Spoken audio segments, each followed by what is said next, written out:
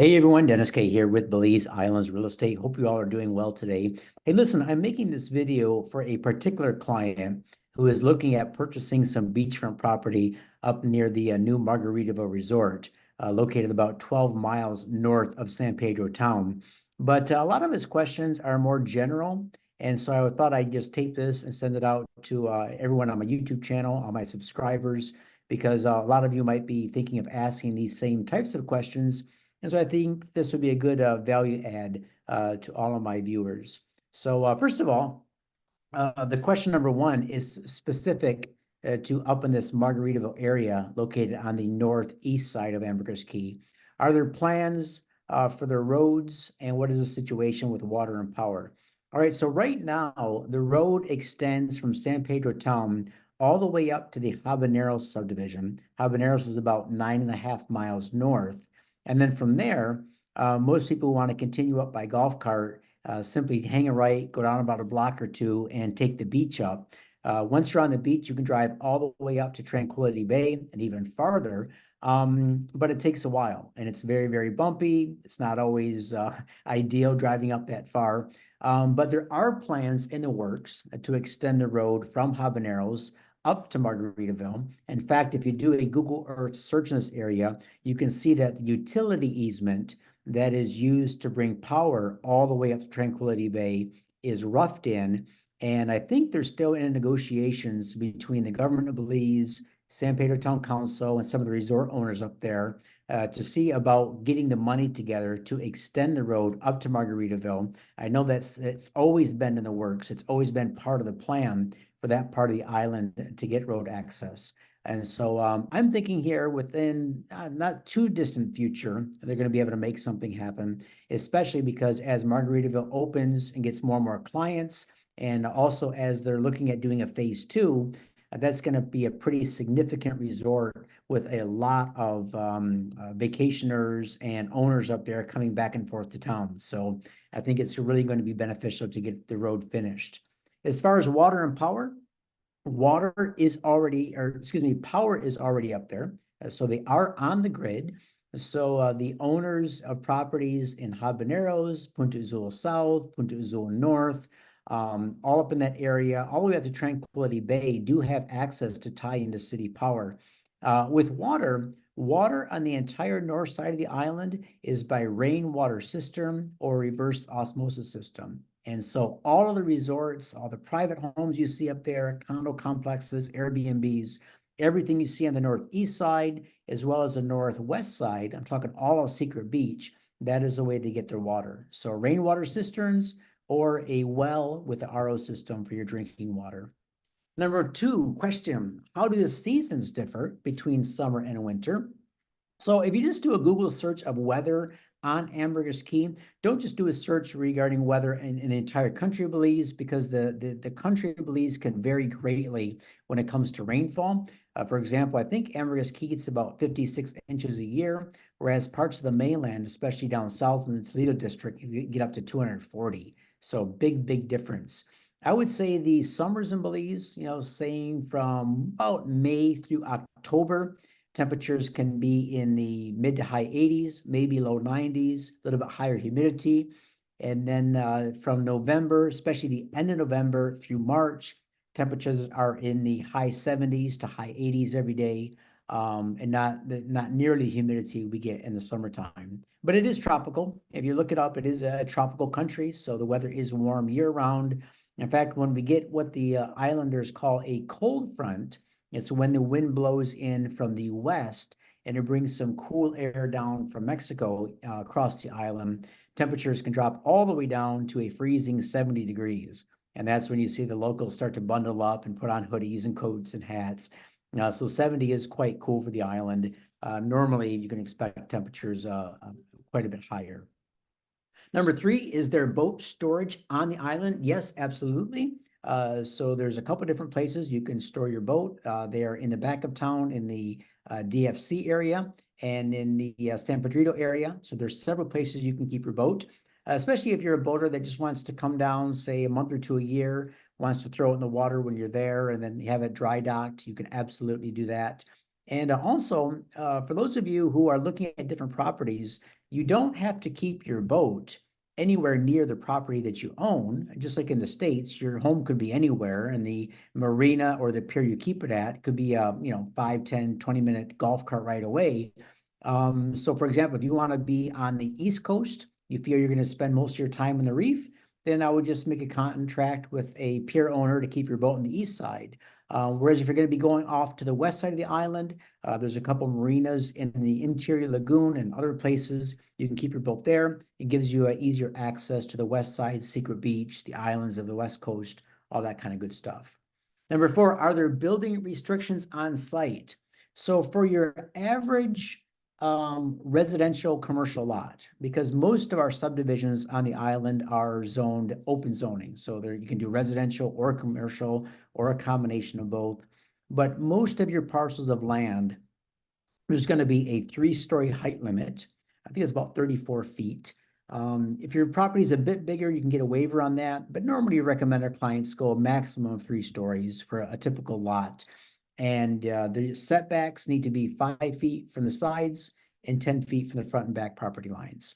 So that's about the only restriction. Otherwise, in most areas, I'm talking 95% of the subdivisions on Ambergris Caye, you could have a single family home, a duplex, triplex. You can have a business on the ground floor, live on the top floor. The island is very open to incorporating different types of builds in all the subdivisions. Number 5, would you have access to building contractors? Yes. I personally worked with several. So as Israel, my business partner, we can give you a list that you can contact. But the best thing is when you get ready to build, come on down to the island, spend a week, and actually visit the various contractors.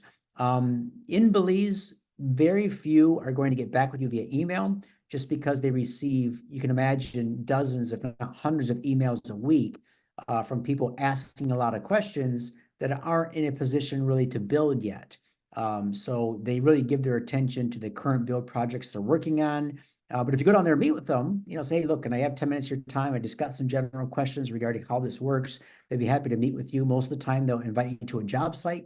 So they'll tour you around the actual home they're building or condo project they're building, and you can ask all the questions you want that way. But yeah, we can provide a list of building contractors for you, ones that have good reputations and that you can see a lot of what they build. And that's what I recommend too. Come on down. If you're going to work with any of the builders, say, look, can I just get the top 5 or 10 things that you built in the past couple of years? Just want to take a look at them, see the quality. They should be happy to provide you with those.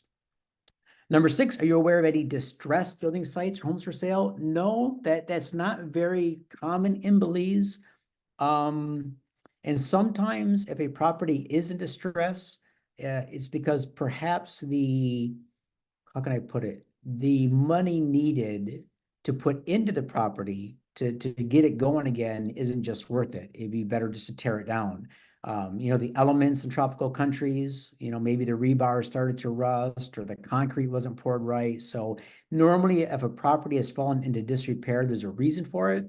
And I've only seen a handful of times where picking up a distressed property actually makes sense. What I recommend is that get a piece of vacant land in an area that you like and build brand new. You're going to have a brand new home. You're going to have very few issues, very few maintenance issues for years and years and years. But if you get into something used that is too old, you're kind of running into that cycle now where it's going to need some work. So you're just kind of buying a project. So that's why I recommend buying land and building. That way you get exactly what you want as well. The exact number of bedrooms, the square foot, interior, exterior, and you can really customize it for how you live rather than how someone else wanted their dream home when they built. Number 7, what does financing look like? So typically in Belize, banks will finance on properties. They require 40 to 50% down. Interest rates are 10.5 to 12 or 13% interest. So they're quite high. And the amortizations are a lot less than we're used to in the United States and Canada. For land, typically you can find vacant land where the seller is willing to finance it. Normally they want 15 to 20% down. The average interest rate is 10%. That's across the board. And the average length of loan can be 5, 10, 15 years. Some will go all the way up to 30 years. And you can build on the property even if you're still financing it. So for example, if you were to get a beachfront property and you put a good amount down and you want to go ahead and build before paying off the property, you can do that. The property is legally yours as long as you keep making payments. So you can do that. That's not a problem at all. So yeah, so those are your questions. As far as any additional information I can give regarding the Punta Azul North subdivision, this is located about a quarter-mile south of Margaritaville. And when you look at the plot overlay maps for this area, you see there are very, very few subdivisions. Once in a while, you can find a larger parcel of land, like 5 or 10 acres for 1.9 to 2.5 million. But there's very few areas up in there that you can actually find a beachfront, second, third, fourth row property. Fourth row properties in this area start around the $39,000 range. And beachfront up there, most likely is 275 to 350, especially if it's a nice stretch of beach. So I like the area. I think with Margaritaville open now, it's going to center that part of the island. It's kind of anchor the activity in this part. We're just going to see really good growth now, spreading north Margaritaville and south back down to the other subdivisions such as Habaneros. So another good thing about this area is it backs up to the Bacalar Chico National Park and Marine Reserve. This is a really cool part of Ambergris Caye. A lot of people don't know about it, but the entire northern tip of Ambergris Caye is designated a United Nations World Heritage Site. So it's really cool land, a lot of wildlife up there. This area will never be developed.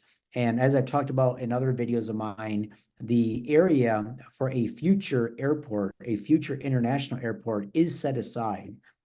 This has been talked about for many years. In fact, if you look at the message boards, the Belize government, has enough forethought to set aside this land, knowing that in the future, Ambergris Caye will need to get its vacationers there and owners there much easier than flying everyone into the Belize City International Airport and then jumping on Tropic or Maya Air to come out. Eventually, there's just going to be too many overnight guests for them to handle all that traffic. That's why even right now, they're looking at adding additional airstrips on Ambergris Caye. There's been talking about just north of Grand Mayan Estates, Grand Belizean Estates, perhaps there, perhaps other areas.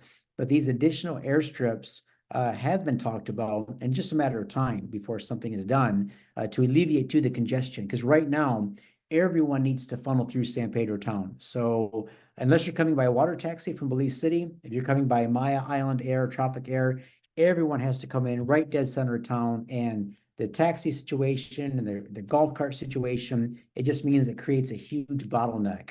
So it just makes sense to sort of get some of that traffic on the north side, especially because more and more of the larger resorts that can host, hundreds of guests per night, those are being built on the north side. So it makes sense to just put them up there anyway when they come in from the mainland. So a lot of good things going for the island. And if you have any more specific questions, let me know. I'll try to get back to you as soon as possible. And thanks for watching. If you like this content, go ahead and subscribe to the channel, perhaps share it with friends, family, loved ones. And don't forget, Steph and I are coming back for a few weeks to do our client appreciation tours, which we do at least once a year. Got a lot of fun things planned. So if you want to get into those, email me. I'll put my email address in the video description below. All right, thanks a lot. Have a great day, and we'll talk to you soon.